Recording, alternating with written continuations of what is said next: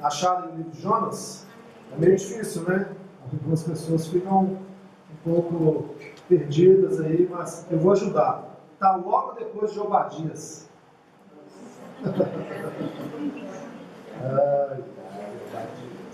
Nós iniciamos aqui domingo, né? O nosso irmão Denilson trouxe aqui a exposição do capítulo 1.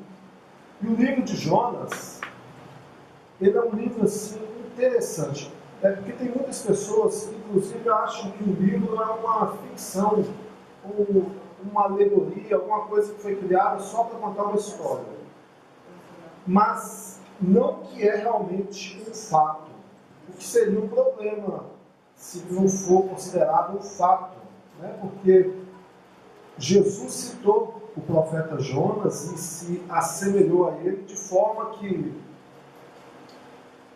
se é mentira ou se é uma alegoria, então Jesus estaria testificando algo que não existiu. Todavia, nós acreditamos fielmente na inerrância das Escrituras, na fidelidade da palavra de Deus, e nós cremos que Deus, sim, fez tudo que está escrito aqui neste livro, e existem outros livros que vão corroborar, apesar do próprio Jesus já ter feito isso, que vão nos dar aqui direção acerca do livro do profeta.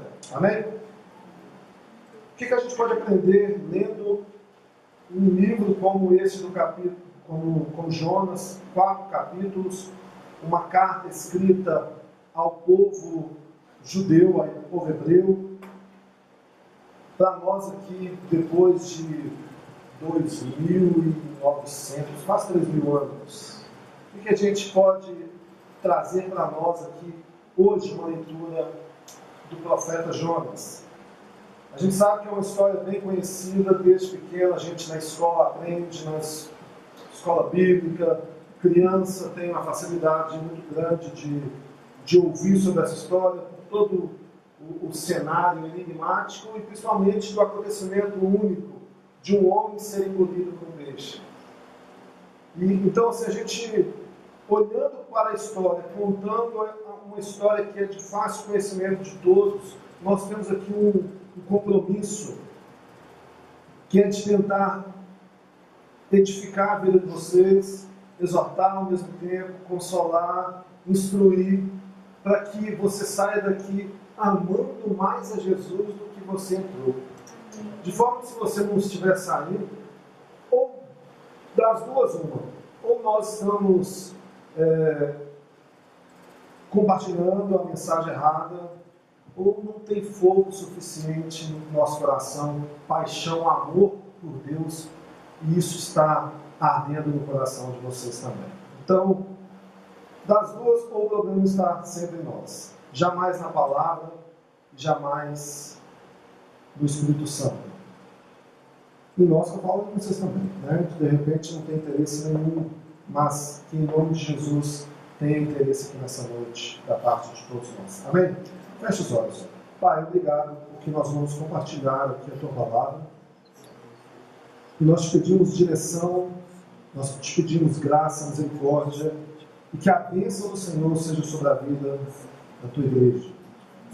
Em nome de Jesus, aviva-nos nesta noite. Santifica-nos segundo a Tua palavra, pois a Tua palavra é a verdade. É o que nós te pedimos, em nome de Jesus. Amém e amém. Uma pequena revisão do capítulo 1, daquilo que foi dito aqui no último domingo, né, para quem esteve aqui. Né, Deus nos apresentou aqui a história do profeta que viveu neste período de prosperidade de Israel, aonde reinava o rei Jeroboão II, e assim, ele conseguiu artimanhas de avançar o reino, seu reino do norte, quase que a mesma proporção de Salomão. Então foi um rei de grande prosperidade, de grande vitória, de grande período de alegria para o povo de Israel. O Denilson, né, para quem lembra da mensagem, para quem não ouviu, nós vamos compartilhar amanhã no YouTube. né, no canal, então vocês podem entrar lá. Mas ele apresentou para nós, versículo por versículo, o que este profeta fez quando Deus o chamou para ir até a cidade de Nínive para pregar a destruição que iria para aquele povo. E o profeta, conhecendo, ou seja, que Deus era um Deus misericordioso, ele, em vez de ir rumo a Nínive, ou seja, ao norte, na verdade ele vai na direção contrária, rumo à Espanha. Tarsis, né? Na Espanha.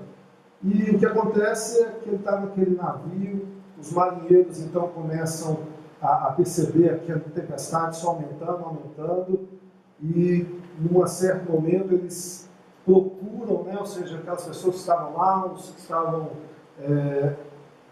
de passageiro naquele barco, e encontram o profeta Jonas dormindo sossegadamente, né? Como quem não tivesse culpa, né, daquilo ali. E eles lançam sorte e descobrem que o Jonas era o profeta, era a causa daquele problema. Isso depois deles clamarem aos seus muitos deuses, né, porque cada um tinha seus deuses, eles clamam a seus deuses, né, eles eram politeístas, e nunca se cessava aquela grande tormenta que estava no mar. E quando descobrem que Jonas, pergunta para ele da onde ele era, quem era o Deus dele, por que ele não estava clamando e orando ao Deus dele, e ele fala que ele era hebreu, ou seja, do Deus verdadeiro que criou os céus, a terra e o mar. E a resposta que ele dá para ele, olha, me joguem ao mar, porque aí vocês vão ter a solução, ou seja, o problema vai passar. A causa de todo este mal que vocês estão vivendo aqui sou eu. E eles, então, depois de pensar, nós vamos até ver um pequeno vídeo sobre isso,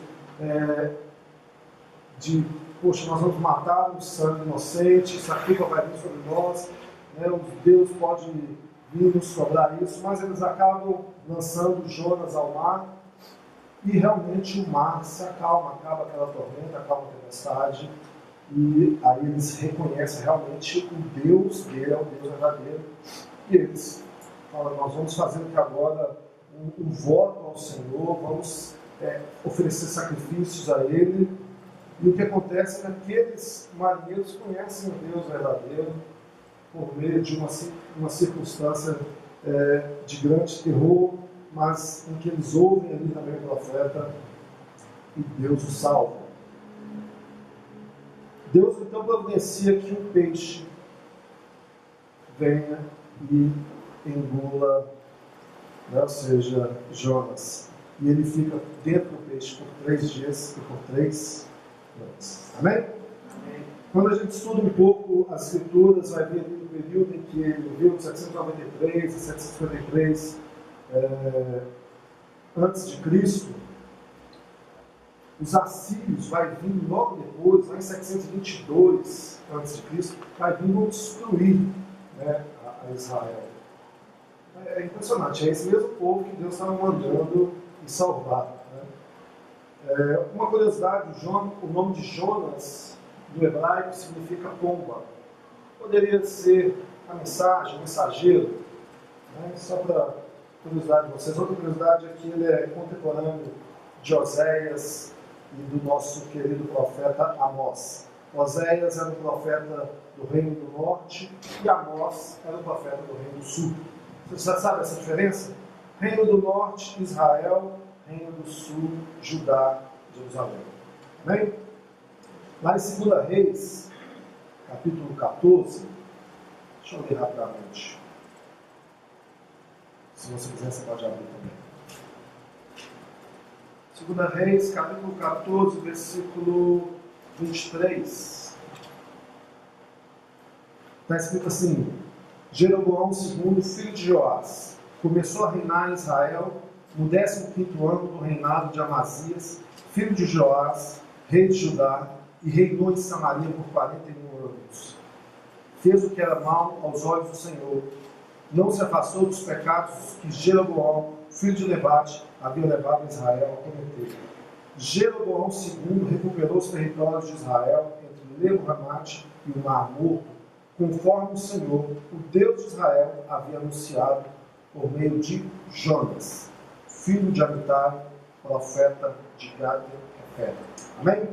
Então, aqui no livro de Reis, está relatando um pouco da vida de Jonas e o que ele conseguiu neste mapa aqui, basicamente. A gente vai ver a história aqui, mas eu até queria trazer um outro mapa que mostrava aonde Jeroboão II conseguiu ali estender sobre toda Israel, crescendo, chegando até os assírios, que estão logo acima ali de Jope, Egito. Mas, olhando para esse mapa, rapidamente, o que era a proposta de Deus? De Jope vá para Nínive. Então ele teria que andar ali uns 800 quilômetros de Jope até Nínive e anunciar a mensagem que Deus tinha para aquele povo. Em vez de ir para Nínive, o que ele faz? Ele entra no mar Mediterrâneo por meio dessa história que nós ouvimos do capítulo 1 e vai com os marinheiros rumo a Tarsis. Ou seja, Deus manda ele ir para cá e ele, desobedecendo a Deus, vai sentido contrário e queria chegar até a Espanha.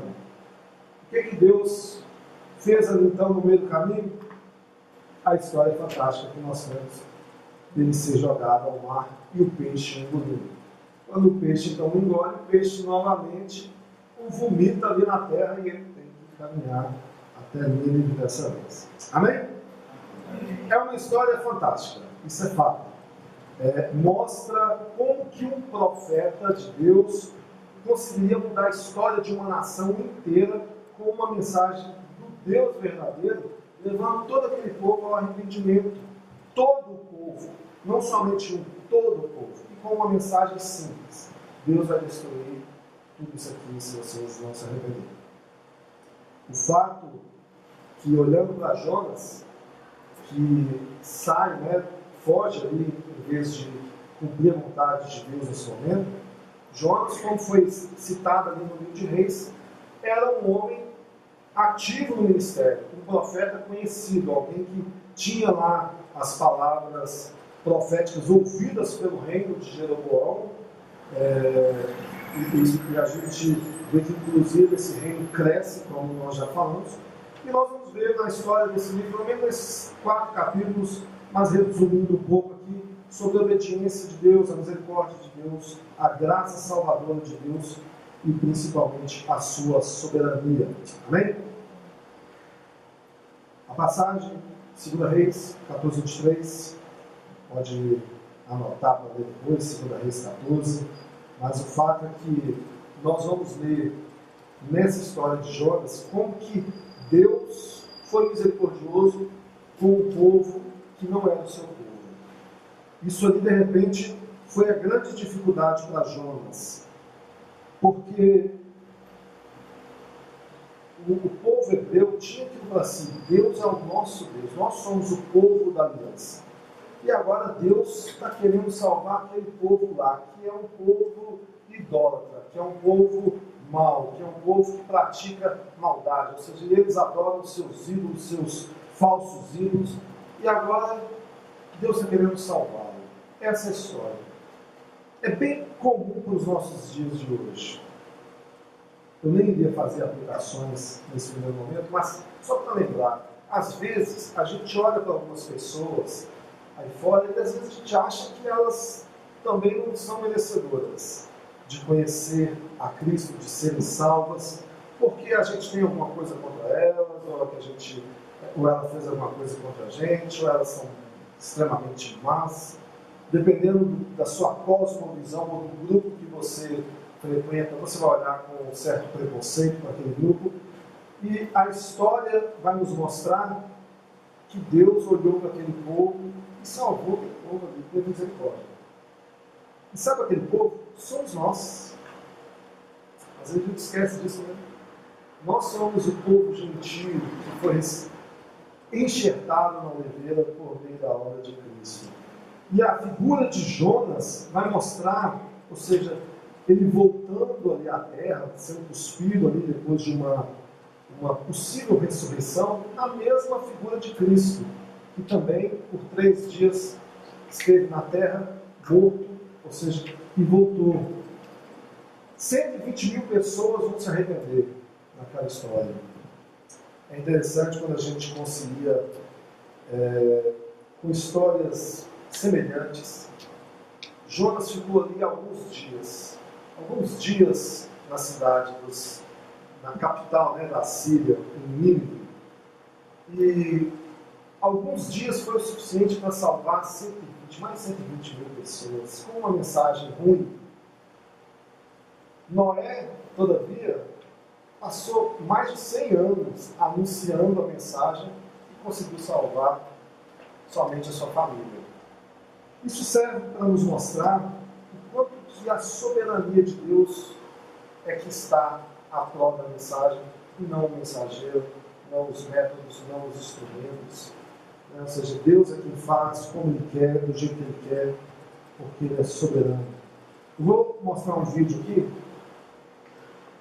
Ou seja, o vídeo é só para fixar na memória de vocês um pouco daquilo que aconteceu no capítulo 1.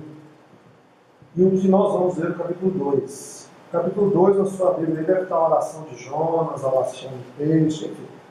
Mas vai relatar justamente que Jonas, o que ele viveu estando ali dentro daquele peixe. Interessante é que a gente, às vezes, escuta por causa da cultura, ou por causa da idade que a gente vai chegando, e começa a bater dúvida. Né? Porque quando a gente é criança, igual os meninos estão ali, você conta uma história dessa, é fascinante. Pô, mas ela é ruim. Mas ela é fascinante, eles acreditam, entram e tal, e estão na fase assim maravilhosa. Aí você chega na idade sua da razão e começa a questionar, você vamos entrar no peixe? Não, né? Alguém uma vez falou, olha, se alguém tivesse falado que Jonas engoliu uma baleia, eu acreditaria. Eu nem estou nessa posição. Mas nós temos a travessia do Mar Vermelho, nós temos Jesus acalmando a tempestade, nós temos a multiplicação de pães e peixes alimentando mais de 5 mil pessoas, nós temos Lázaro sendo chamado à vida depois de morto. Nós temos diversos outros exemplos na Bíblia de milagres que a gente não questiona, a gente acredita porque a gente crê no poder de quem criou todas as coisas e quem conduz todas as coisas. Nós vamos ver no livro de Jonas que Deus estava coordenando tudo e tudo estava obedecendo a Deus. É interessante este livro ele mostrar que desde a planta, desde o mar, desde o peixe, desde do vermezinho, todas as coisas obedeciam a Deus, somente o homem que não, né?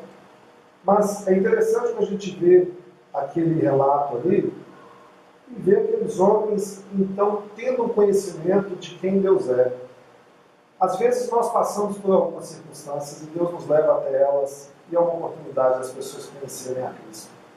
E às vezes você tem que lembrar disso. Então, se a gente tem esses exemplos, né, de milagres de Deus, este exemplo também foi um milagre, uma providência que Deus fez. Amém? Amém. Jonas 2:1. E orou Jonas ao Senhor, seu Deus, das entranhas do peixe. Olha, interessante. Os marinheiros estavam lá, clame e ore ao seu Deus, e ele não orava. Mas agora, dentro do peixe, ele está orando. De repente, se tivesse orado lá, porque assim, quando a gente está passando por uma situação de dificuldade, de luta, esse momento é um momento que, às vezes, você está mais suscetível a orar. Se a gente imaginar assim, por que Deus não pegou soldados assírios, né, e prendeu Jonas e o levou, né, até a cidade? Por que Deus simplesmente não o forçou a ir, mesmo contra a vontade? Até porque ali está nos mostrando que o livre-arbítrio de Jonas, né, de não querer ir, foi super respeitado, né? Para nós que temos essa intenção de achar, não, eu faço o que eu quero, do jeito que eu quero, até Deus falar. Jonas agora está ali, jogado nas entranhas. Isso me lembra o nosso momento com a gravidez de Gabriel, né, no 8º mês de diagnóstico, ou seja, eu e Fabiano indo lá para ouvir, ou seja, a análise lá de tudo ok, nos exames, quando que seria agora o parto. E aí a médica nos chama no canto e fala assim, olha, vamos conversar aqui, eu preciso de um momento mais de atenção. E aí ela abre lá os exames, olha, a médica ligou, né, que fez o ultrassom, nós temos alguns problemas. Então, tem isso, tem isso, tem isso, tem isso. Então, uma gravidez que até o 8º mês estava tudo ok, de repente surgiu assim, caiu uma bomba, né, nas nossas costas. Isso tudo aqui que eu estou te falando, assim, pode realmente melhorar, mas tem uma grande chance de ter vários problemas. Então a gente pode ter desde alguma síndrome, né, a gente pode ter de repente um problema que a gente não sabe, ou ele pode até não vir a nascer. Então vocês têm essa circunstância. Uma situação difícil como aquela nos fez orar mais, sabe? Nos fez ter momentos assim, de mais reflexão, de não somente deitar na cama e dormir, mas ter compromissos com oração e clamar, e envolver todas as pessoas que estavam bem próximas nessa oração. E graças a Deus por Gabriel ter nascido bem, e graças a Deus por ele. E assim, a circunstância de Jonas dentro do peixe, às vezes é o que a gente vive nas nossas vidas, né? Às vezes Deus nos leva a uma circunstância bem difícil para que a gente possa orar, para que a gente possa buscá-lo, que a gente possa aprender, não ter necessidade de ir até o fundo, né, do abismo, para a gente entender que é Deus que nos manda. Amém? Mas isso aconteceu com Jonas. Jonas vai agora e está nas entranhas do peixe. E o versículo 2, ele inicia uma oração. É interessante, assim, quando você lê Jonas, você vai estudar um pouco sobre o que diz os historiadores, o que dizem outros, aqueles que analisam o texto bíblico, aqueles que analisam a história. Tem aqueles que acreditam, por exemplo, que Jonas já foi caindo e foi engolido. Aqui nós podemos ver pelo relato da sua oração, que ele estava envolvido lá com as algas, então provavelmente chegou até o fundo. Tem aqueles que acreditam numa morte de Jonas e Deus o ressuscitar por conta da sua oração. Mas o interessante é a gente lembrar, ao estar lendo isso aqui, que ele está contando uma história pessoal, particular, para o povo hebreu.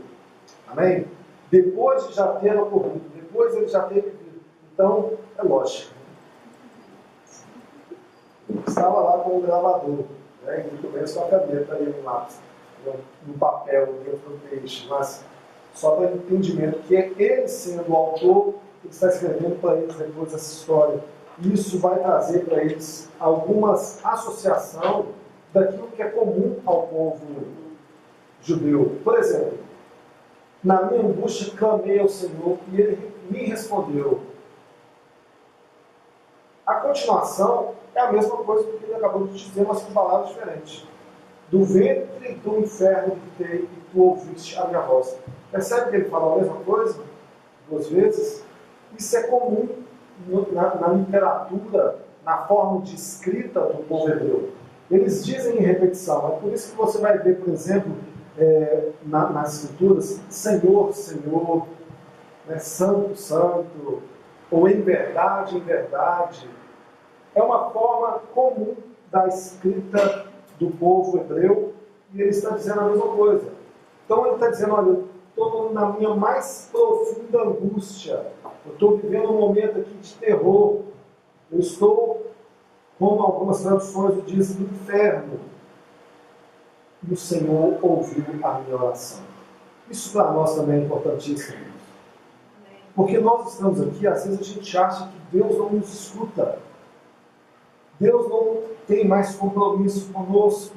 Ah, eu pequei, eu falhei, e por conta disso, ou seja, Deus não me ouve. Se você clama com arrependimento sincero e verdadeiro, e em nome de Jesus faça isso, a palavra de Deus diz que Ele nos ouve.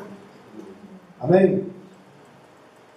Esse relato é muito semelhante àquilo que Cristo diz sobre o próprio Jonas. Ou seja, por 3 dias e 3 noites, ele vai estar ali dentro do peixe, e nós temos o Cristo que por 3 dias e 3 noites esteve morto. Então, o que nós pregamos aqui? Que Jesus Cristo, Ele está vivo. Amém? Da mesma forma que Jonas saiu ali do peixe, escreveu uma carta, Jesus também saiu da morte e escreveu para cada um de nós. E vocês são as cartas vivas de Deus, a anunciar que Ele vive e reina. Isso começa na sua vida, crendo fielmente que Ele está vivo. Amém? Ele está vivo. Agora, a gente olha para uma situação como essa, é terrível imaginar o sofrimento de um Jonas dentro de um peixe. Existe aquela dúvida: é uma baleia? É um tubarão? É o Leviatã? É o cachalote? A Bíblia não diz. Na verdade, a palavra baleia é uma tradução da língua portuguesa, do latim para nós. A Bíblia vai falar de um grande peixe. Nós podemos supor com isso, pela localização, lendo aqueles que pesquisam a localização, a geografia, os tipos de peixes que tem no lugar, pode ser realmente o chamado cachalote, que é uma espécie de uma baleia, da mesma forma. Eu não dei Denilson separado. Isso é redor.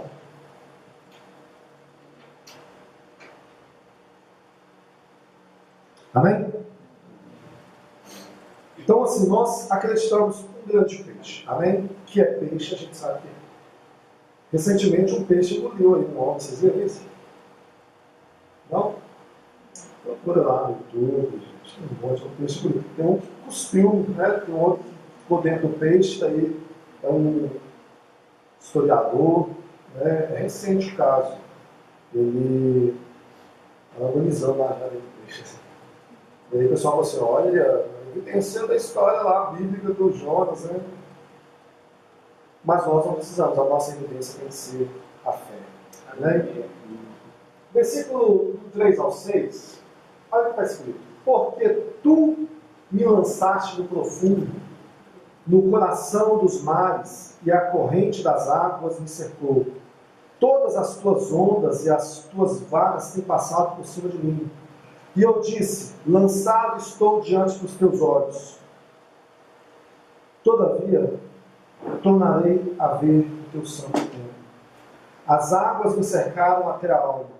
O abismo me rodeou e as algas se enrolaram na minha cabeça. Eu desci até os fundamentos do monte.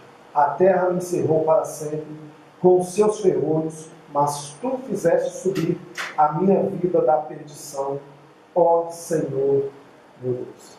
Amém? Olha que relato maravilhoso, que nos faz entender realmente em que, por causa dessa desobediência, né, que foi lançada ali pelos magníficos, ele sabe que realmente foi Deus que estava fazendo isso. Ele compreende olha, a culpa de eu estar aqui dentro do peixe, morto, quase, né? Morto, literalmente, né? Igual eu já falei que existem as dúvidas. Isso não é culpa daqueles marinheiros que me acharam dormindo. Não, isso é tudo providência do Senhor. É tudo Deus mostrando a sua soberania. Ou seja, não tem como fugir de Deus. Não tem como. Se você sobe para o mais alto monte, a palavra de Deus diz que Ele está lá. E se você se esconde no mais profundo abismo, Ele também está lá. Não tem como fugir da presença de Deus. A Bíblia diz que os olhos de Deus estão sobre toda a terra. Sobre todos nós. O Senhor conhece os teus pensamentos antes mesmo de você abrir a boca. Por isso que Ele diz, olha, antes mesmo de você orar, eu já sei. Você consegue entender que é sobre este Deus que reina poderosamente com poder e glória, com grande justiça e honra, que você chama de Pai? Muitas das vezes, como um filho adolescente rebelde, como um Jonas infantil, você foge da presença de Deus? Ou como um Adão e uma Eva, envergonhado pelo pecado, se esconde com pequenas figueiras, achando que com isso você está tampando a sua nudez? É necessário a Páscoa. Deus veio te cobrir. E Ele veio te cobrir. Nunca se esqueça disso. Ele veio te cobrir. Olha a preocupação de Jonas, né? Quando ele está orando. Eu não vou ver mais o santo templo. Ou seja, eu não vou ter mais comunhão com os filhos de Deus. Ele está morrendo. Né? E a preocupação dele é assim, olha, tudo que eu estou perdendo. Eu perdi a minha vida, eu perdi as coisas que eu tinha, os relacionamentos. Eu podia ir no templo, adorar, ouvir, e agora eu não vou ter mais isso. Está morrendo. Às vezes a gente tem que clamar a Deus que as pessoas tenham amor pela comunhão do templo. A gente fica aqui dizendo que, olha, não é importante a sua vinda aqui no sentido de preencher lugar vazio. É importante a sua vinda por causa da comunhão que você tem com outro irmão que é um filho de Deus. A Bíblia é relatada cheia de histórias como essa. Ela relata cheia de histórias como essa, em que os filhos de Deus se reuniam para adorar ao Deus vivo. E às vezes você não tem prazer nisso. Imagina você morrendo, clamando a Deus por isso. Versículo 7 e 8, ele está continuando a sua oração. Ele está dizendo, quando desfalecia em mim a minha alma, lembrei-me do Senhor, e entrou a ti a minha oração no teu santo templo. Os que observavam as falsas vaidades deixam a sua misericórdia. Para quem era a palavra de Jonas? Para o povo hebreu. O que ele está ensinando? Olha, vocês estão vendo o que aconteceu comigo? Os marinheiros clamavam aos seus vários deuses, aos seus ídolos, e eles não podiam respondê-los. Eles iriam perecer, eles iriam morrer. Mas quando... Não tem? Mas quando eles ouviram a instrução e fizeram aquilo que era a vontade do Senhor, ou seja, jogado foi ao mar, a tempestade cessou, eles foram salvos. Eles ofereceram a Deus adoração, sacrifício. A gente pode dizer, eles foram salvos. Olha que bênção. Por uma tragédia.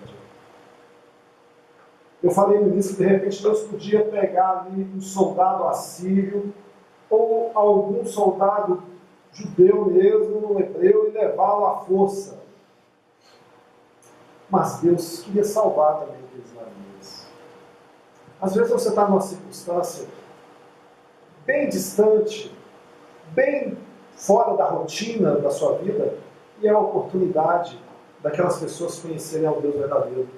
Você é a carta de Deus viva. Quando você prega o Evangelho. Porque você, alguém uma vez disse isso, essa frase ficou forte aí na internet, né? Que é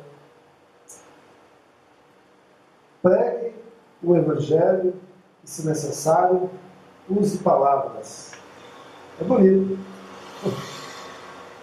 Aí o Bessa fez escrever assim: pregue o Evangelho, se necessário, use o megafone.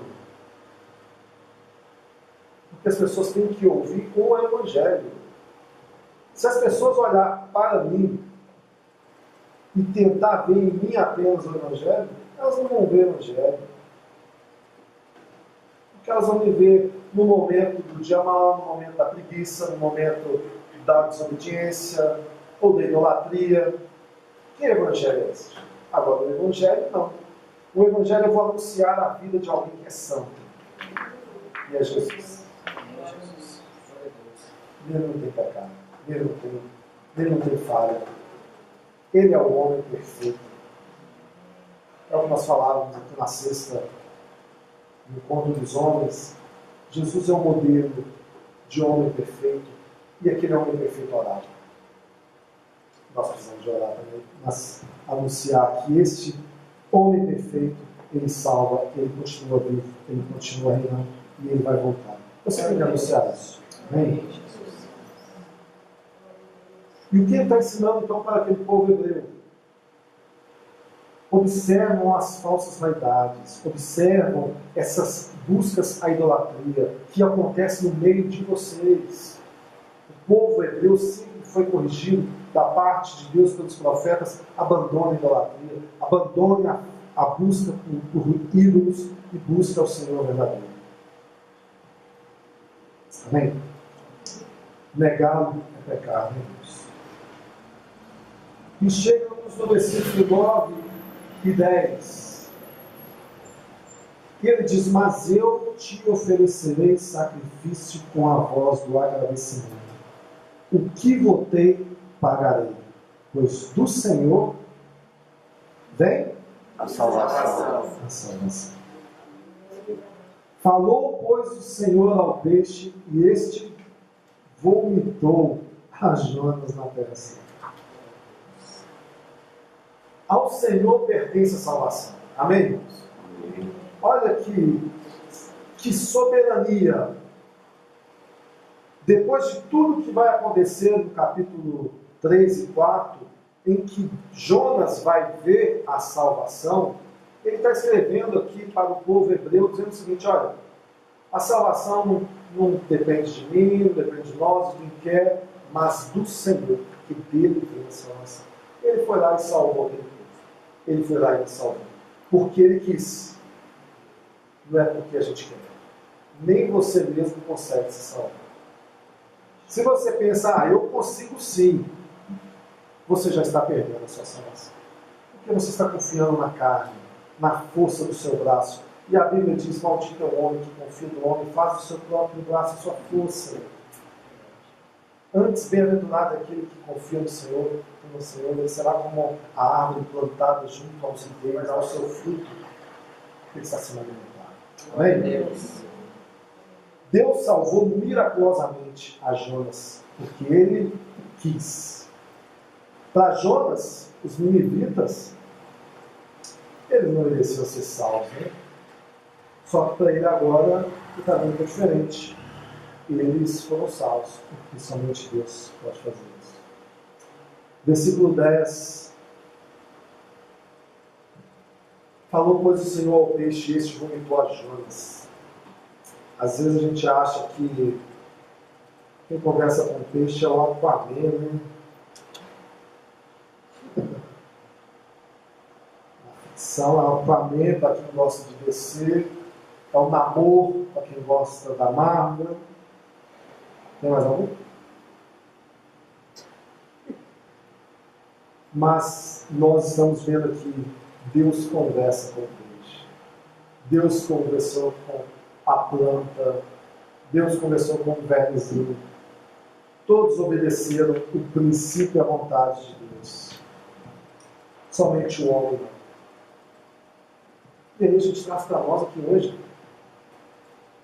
A Bíblia diz assim, igreja, homem e mulher, jovens, adultos, idosos, orem sem cessar. Isso é uma ordem. E aí você fala assim, não. Isso é igual Jonas. A Bíblia diz, ide e pregai. Eu não sei. Isso é igual Jonas. Jonas usou aqui umas 5, 6 palavras. A destruição virá. Arrependa. Essa foi a mensagem de Jonas. E às vezes a gente, eu não sei, eu não consigo.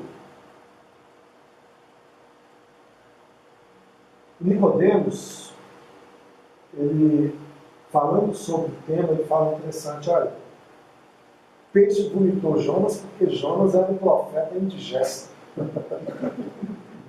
Difícil de engolir. Tadinho do peixe, né? E é aquela circunstância, às vezes a gente está sendo também difícil de engolir, porque a mensagem não está sendo a mensagem de Deus, mas a sua mensagem.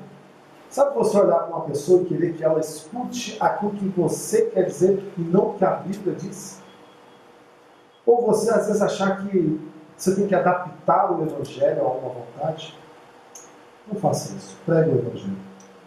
Ele foi vomitado em Jope, como a gente viu no mapa, e teve que andar mais 800 quilômetros. Ou seja, Deus perdoou, mas a consequência veio. Aquilo que se planta, a palavra para cada um de nós aqui hoje é: buscai ao Senhor enquanto invoque enquanto está perto. Amém? Ele orou na barriga do peixe. Que você não tenha que entrar na barriga do peixe para orar. Que você ore hoje, em nome de Jesus. Amém. Feche os olhos. Pai, que nós possamos aprender com o Senhor. E aprender, ó Deus, com essa carta tão abençoada, com a vida do profeta, com aquilo que o Senhor providenciou, com a tua soberania, com a tua misericórdia, com o teu agir sobrenatural, que o Senhor governa todas as coisas. Governa, ó Deus, as nossas vidas. Restaura, Pai, aquele que está abatido. Levanta aquele que está caído. Cura aquele que está doente. Renova aquele que está fraco. Dê força, Pai, àquele que busca pelo Senhor. Que em nome de Jesus, a vida de cada um dos teus filhos aqui sejam mudadas e transformadas pelo poder do Senhor. Em nome de Jesus. Amém. Deus é bom. Agora sem fim, justo.